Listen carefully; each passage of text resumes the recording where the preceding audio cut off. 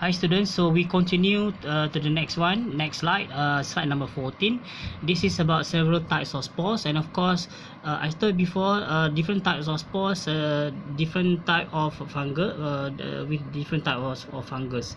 For example here, conidiospores, blastospores, chlamydospores, sporangiospores, and anthrospores. Okay, take a look one by one. Okay, this is actually the figure diagram about particular type of spores as you can see from here.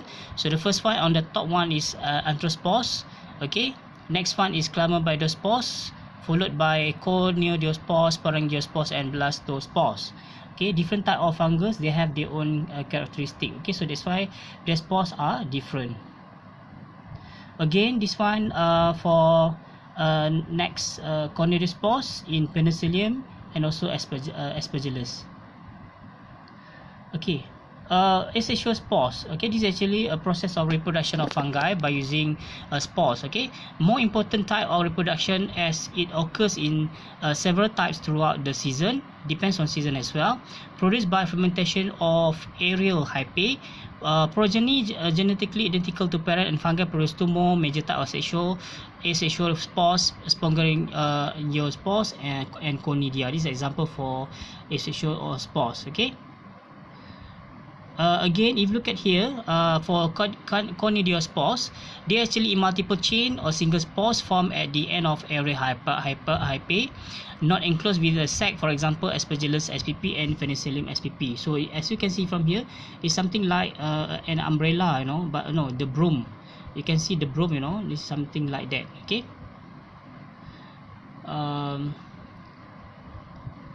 Okay, next, conidial fungus reproduced by means of asexual spores called conidia. Conidia vary greatly in shape, size, and color. Most of the common household mold and mildew are conidial fungi. Okay, next one is blastospores. If you look at that, a bud coming off the parent cell, for example, Candida albicans. Okay, you can see that this is blastospores. This is actually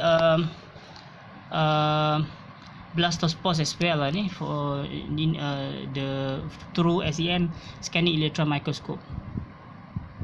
So next is chlamydospores from within hypae, thick wall spore, for example again Candida albicans. Okay, the chlamydospores is a method of producing a substantial resting spore very quickly. Nutrient is shunted from adjacent cells into a preference cell, and it swells up, convert nutrients material to all droplet for efficient storage, then rounds off with a thick, often roughened outer wall for protection. Okay, next one is sporangiospores. As you can see from here, they are 100 formed within a sac sporangium at the end of aerial hypae, for example Rhizospores spp. And this one, again the same thing, sporation sporangiospores, spores which develop within a sac sporangium at the hypal tip. Okay, as you can see from here, the top one is sporangiospore, the middle one sporangium, a container of spores. Okay, next one is the last one is anthrospores. Spores form because a part of hypae is broken and the cell, the wall thicken but not expand. For example, here is this is for Geotrichum coccidioides and trichoporon, types of spores, which is anthrospores. Okay.